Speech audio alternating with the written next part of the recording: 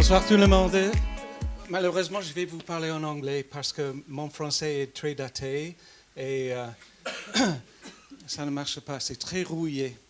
So I will perhaps speak with a French accent to make it easier.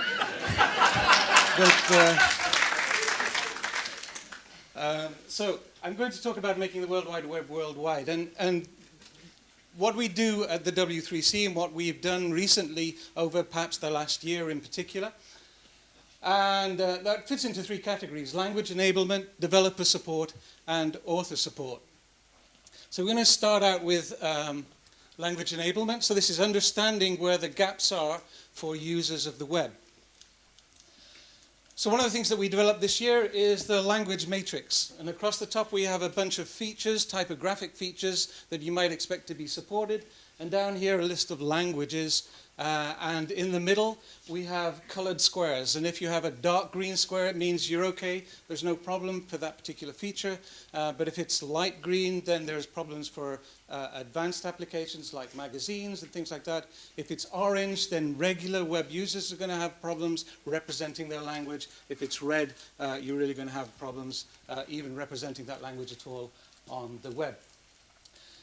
Currently, we're trying to fill these gaps. We know of 33 languages that need advanced support. We know of 25 that need work for regular web use. And actually, it's one language that has real problems on the web that we've identified so far. But 47% of these cells are still full of question marks. And so part of what we're doing is trying to understand whether the web is working for people around the world or not. And these are some of the categories that we are looking at. I don't expect you to read all of that slide. I'm just giving you an idea. So how are we doing that? Well, we started out with a document we call jlreq, for Japanese Layout Requirements. And basically, a bunch of Japanese people sat down for a couple of years or more, and they wrote a book. And we actually sold it as a book afterwards as well, which describes how Japanese works. And it doesn't go into any technology-specific stuff at all. It just describes how Japanese is supposed to work so that it's an evergreen document. And the idea was that once we have those requirements, then we can go and figure out where the gaps are and implement those. But it never really happened very well because it took so long to write this. In the meantime, we had other groups: klreq for Korean, Hangul, clreq for Chinese, still ongoing, alreq for Arabic and Persian, elreq for Ethiopic, ilreq for Indic scripts, tlreq for Tibetan. We're going to run out of acronyms in a minute. We've just announced a Mongolian layout requirements group, and we've just reactivated the Japanese layout requirements group. That's really still in the process of being set up, so it's really breaking news. But, you know, writing those documents was such an effort and took such a long time, we started thinking, well, maybe there's a better way to do this. And so here's phase 2 of this approach. We said, okay, let's instead start writing gap analysis documents. So the idea is that you look maybe at the matrix or at your browsers and you say, well, this doesn't work. And then you describe what doesn't work. That is technology specific. And then you can write the requirements for that particular thing, which makes it much faster to get from something's broken to here's what we need to fix. And those gap analysis documents will be developing over time. So for example, in Japanese, we can't put these numbers upright at the moment. Even though we've got good support in general for vertical text, that's a problem. In many browsers, you can't do proper vertical forms still. For Ruby, we still can't put stuff underneath here when we want to rather than above. And for Ruby also, we can't produce fallbacks that look like this instead of that because the markup is not supported. So these are things that are still gaps that we need to address. One by one. So basically, if you click on a square on the matrix, it should take you to the point in the gap analysis document where we describe those problems. So I'll come over here so you can hear me a bit better now. We still felt, however, that the barriers were too high for participation. So we said, okay, let's do something else here. And for the jlreq group, that's the Southeast Asian layout requirements, we adopted a slightly different approach. And we said, okay, this group is just about getting a bunch of experts together. We have a bunch of questions about how things work. How does justification work in Thai? What about line breaks in Javanese, and so on and so forth.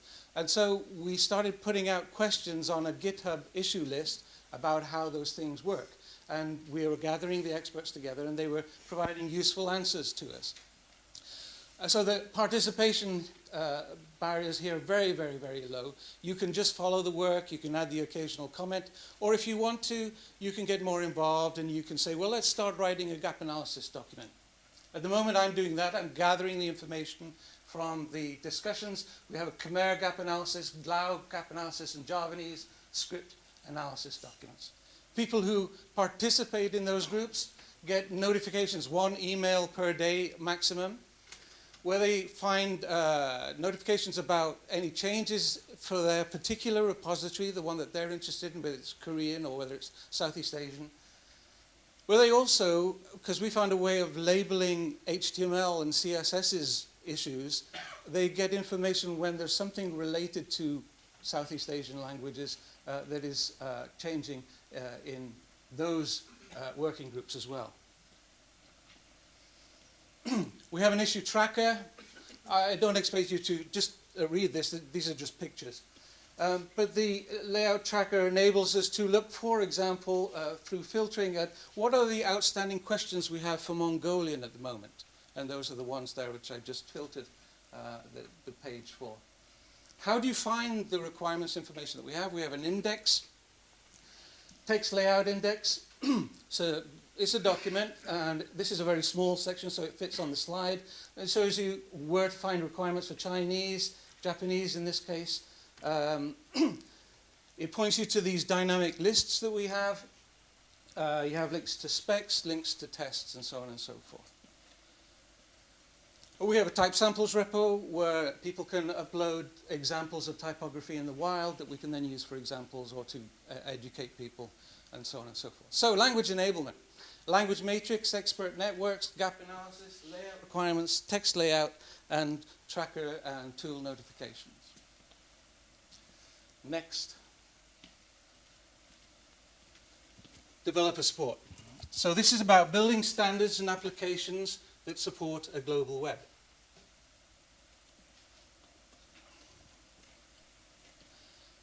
We at the W3C review specs that are developed at the W3C, and this is our review radar, and you can see we try to start the review as early as possible, perhaps in the first public working draft in some cases. Then we take it through review, but the actual review itself is just the small top of the iceberg. The bit that takes the time is talking afterwards with the working group and saying, you know, you need to change this, and negotiating how they're going to do it, and so on and so forth. So please, if you're developing specifications, contact us as early as possible, because that takes quite a long time. We have a tracker for review comments, and that enables us to track what's going on. We have specdev guidelines. So here, we're trying to get the knowledge that we've obtained from doing reviews and put it on paper so that you can read it in your working groups, and you don't necessarily need us to be there to hold your hand. And in fact, that document is automatically compiled down into a checklist, a self-review checklist, and you can open these things here and you get task-related headings, and you then get, you can't see it very well, but you get lists of do's and don'ts, and then you get links to further reading and background reading and so on and so forth. And we are developing that, keeping it growing all the time. We have other projects looking at string metadata, string matching, and so on and so forth, where we produce in-depth documents. So, developer support. Review radar, self-review checklist, guidelines for developers, and string metadata. Lastly, but by no means least, author support. Helping people create content in their own language or create content that will be localized. So I don't really have time today, but we have a set of quick tips, 8 things authors should always do.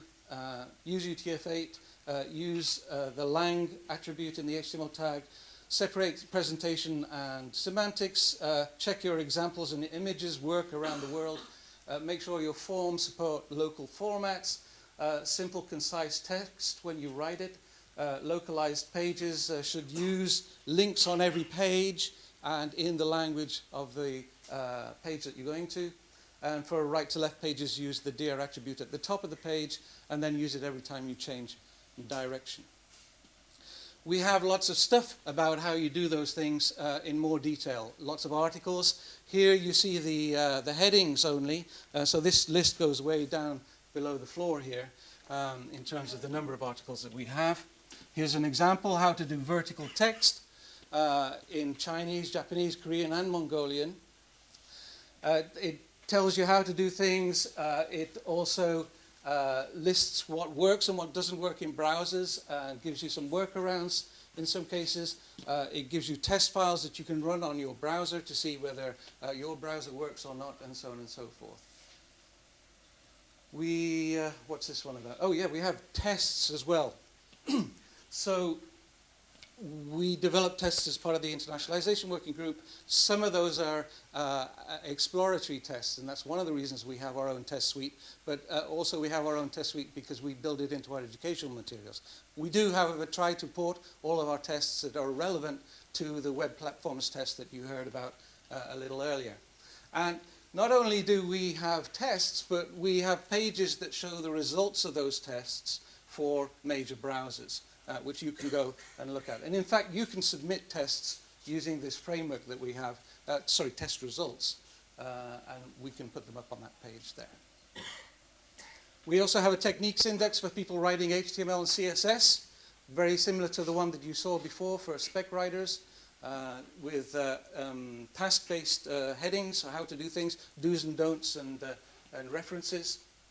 And we have an I18N checker. You create a page, you run it through the checker, it gives you information about your page in general, it gives you a list of errors and warnings and other things you need to look out for, and if you click on those you get a description of what the problem is, what you should do about it, and some links to go off and read to understand the problem better. So for author support, internationalization articles, techniques index, internationalization test suite, and internationalization checker. A lot of the stuff that I've shown you is fairly new. The rest of the stuff is still growing and developing. So we welcome people to come and help us in that work. But before you run off to help, just a couple of points about what the next steps would be. We have a W3C Internationalization Initiative running at the moment where people can sponsor us to develop to provide additional resources for internationalization. If you are interested in doing that, please help. But the initiative is not only about getting sponsorship funds, it's about bringing more people into the work. And there's all sorts of things you can do, from hardcore technical contributions down to very much administrative stuff that just helps us keep the ball rolling. So if you're interested in that, please contact me. But bear in mind, the W3C isn't, like some people think, a genie in the lamp that just sort of produces everything that you need when you need it. The W3C brings people together and facilitates work, but this is your web, so we need your help, okay? To produce change, we need people like you, and you, and you, but not you, to step up and provide guidance, work through issues, tell us what the requirements are, what's broken on your browser that you'd like to see fixed. So please get involved and help us ensure that the web is worldwide. Now, you can find an expanded version of this talk at this address here. It'll have all sorts of examples that I didn't have time for tonight of why internationalization is important. And I hope that that's of some help. And could you lock the doors while I sign everybody up? Thank you very much. Merci. Bonsoir.